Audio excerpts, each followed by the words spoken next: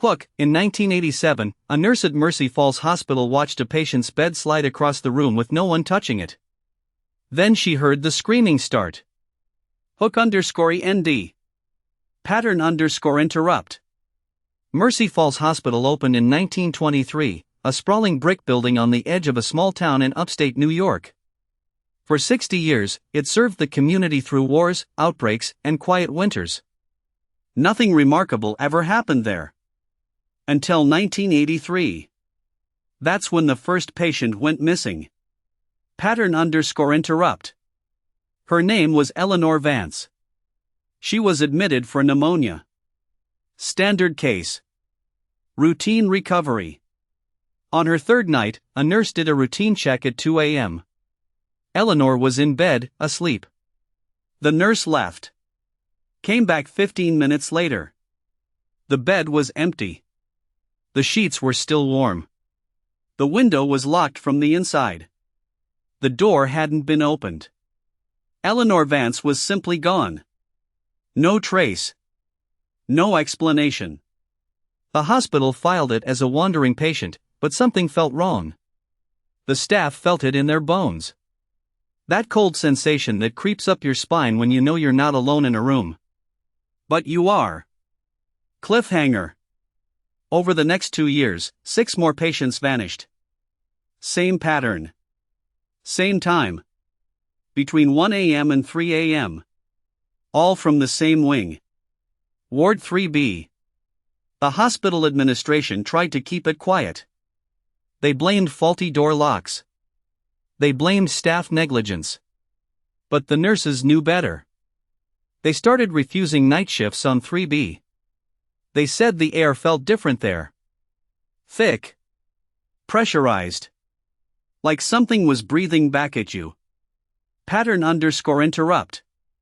In 1986, a security guard named Frank Delgado decided to investigate. He was ex-military. Didn't believe in ghosts. He set up a single camera in the hallway of Ward 3B. Pointed it at room 317. The last room where a patient had vanished. For 3 nights, nothing. Just empty hallways and fluorescent lights that hummed at a frequency that made your teeth ache. On the 4th night, Frank got something. But it wasn't what he expected.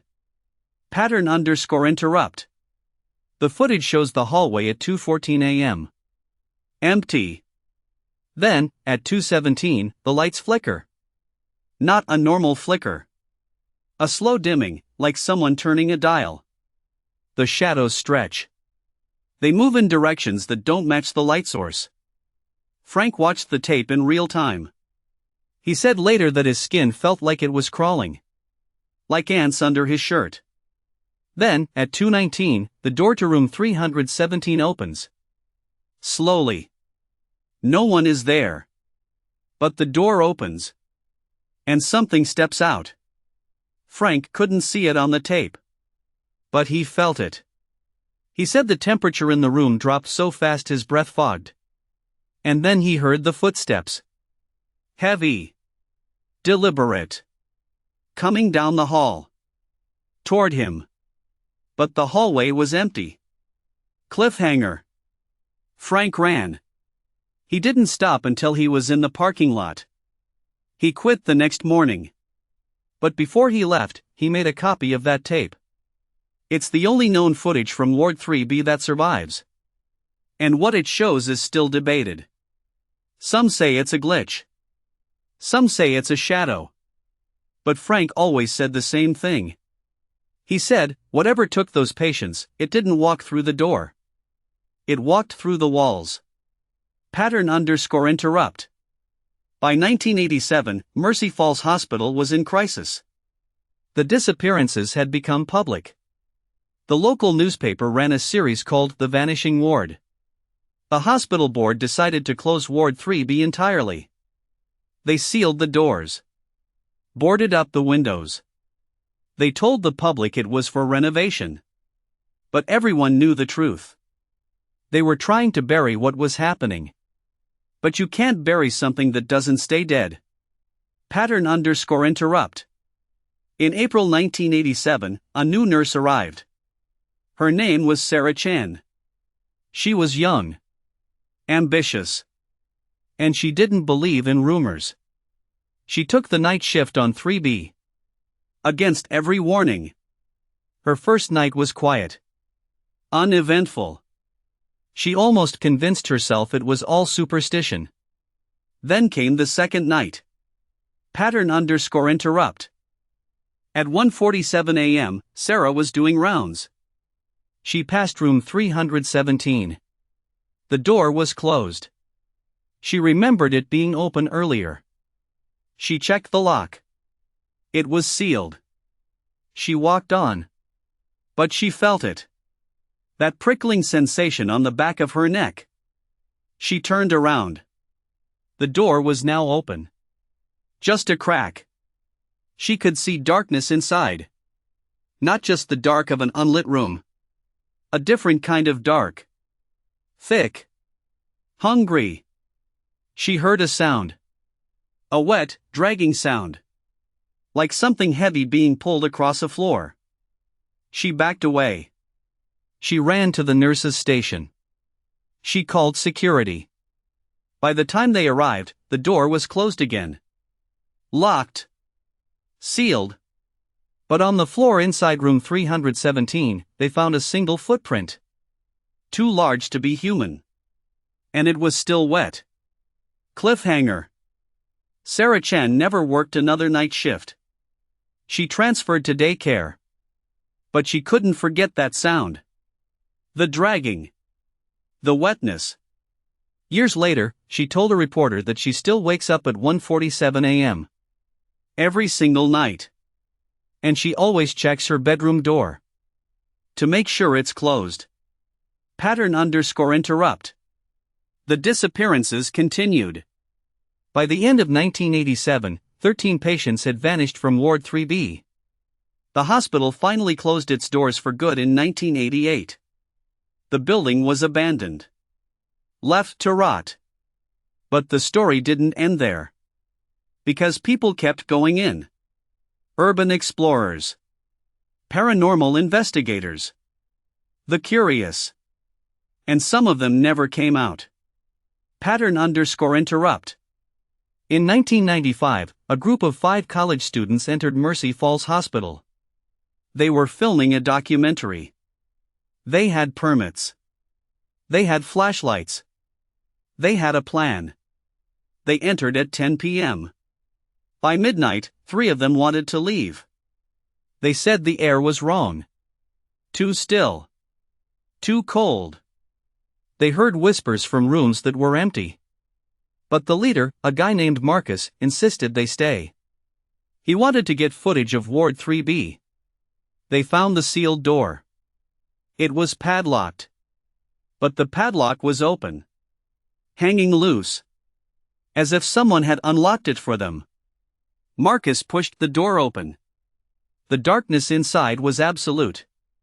Their flashlights barely pierced it. It was like the light was being swallowed. Marcus stepped inside. The others followed. Reluctantly.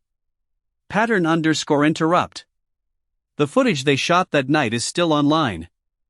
You can find it if you look. It shows the hallway of Ward 3B. Dusty. Forgotten. But clean. Too clean. No cobwebs. No debris. Like someone had been maintaining it. The group walked down the hall. Past room 317. The door was open. Inside, they saw a bed. Still made. Sheets tucked in. As if waiting for a patient. Marcus laughed. He said, "Someone's been pranking us." Then the camera light died. Not the batteries. The light itself. It just went out. The footage goes black. But the audio keeps recording. You can hear breathing. Fast. Panicked. Then a voice. A woman's voice. Soft. Clear. She says, "He's behind you." Then screaming. Then nothing. Cliffhanger. The group was found the next morning. All 5 of them. Sitting in the lobby of the hospital. Not moving. Not speaking. Their eyes were open. But they weren't seeing anything. They were catatonic. They never recovered.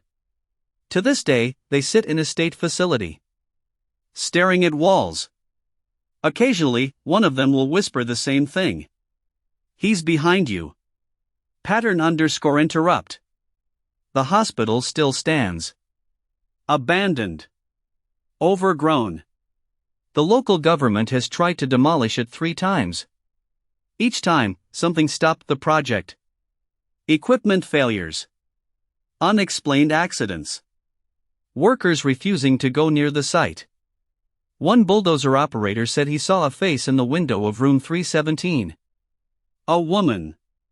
Pressing her hands against the glass. Screaming silently.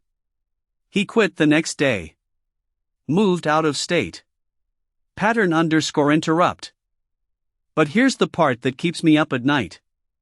In 2019, a demolition crew finally got clearance to tear the building down. They brought in heavy machinery. They had a timeline. A budget. Everything was set. On the morning of the first demolition, the foreman walked the site one last time. He checked Ward 3B. The sealed door was open. He went inside. He found something on the floor of room 317. A notebook. It was old. Leather-bound. The pages were filled with handwriting. The same handwriting.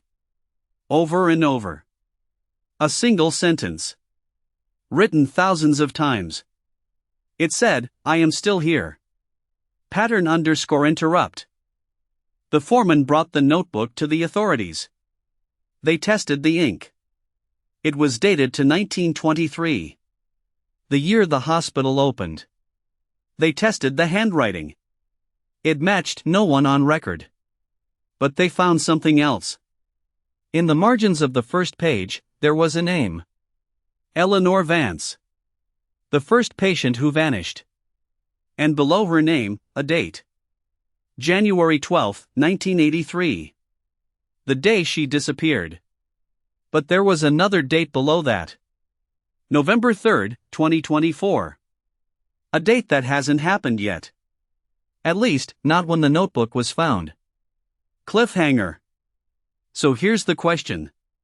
If the notebook was written in 1923, how did it know Eleanor Vance's name? How did it know the date she would vanish? And how did it know a date that hadn't happened yet? The foreman quit. The demolition was cancelled. The hospital still stands. And people still go there. Some come back changed. Some don't come back at all. Pattern_interrupt.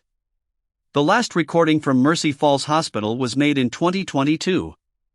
A YouTuber named Jake went in alone. He live-streamed the entire thing. For the first hour, nothing happened. He walked through empty halls. He cracked jokes. He said the place was boring. Then he reached Ward 3B. The door was open. He went inside. The livestream went static for a moment. When it cleared, Jake was standing in room 317. He was quiet. He stared at the bed. Then he spoke. His voice was different. Lower. Older. He said, "You shouldn't have come here." The chat exploded. People begged him to leave. He didn't move. He just stood there. Staring. Then the camera tilted down. Toward the floor. There were footprints. Dozens of them. All leading to the bed. None leading away. Jake whispered. "They're all still here." The livestream cut out. Jake was found 3 days later. Wandering the woods behind the hospital. He didn't remember anything. But he had scratches on his back. Deep ones. In patterns that looked like letters. The letters spelled a word. Move. Pattern_interrupt. Mercy Falls Hospital is still there. Waiting. The doors are still locked. But people say that if you go at night, you can see a light on in room 317. And if you stand close enough, you can hear breathing. Not your own. And sometimes, just sometimes, you'll hear a voice. Soft. Clear. It says the same thing every time. He's behind you. And when you turn around, you'll see that you're alone. But you won't feel alone. You'll feel something else. Something that makes your blood run cold. Because you'll realize that the voice wasn't warning you.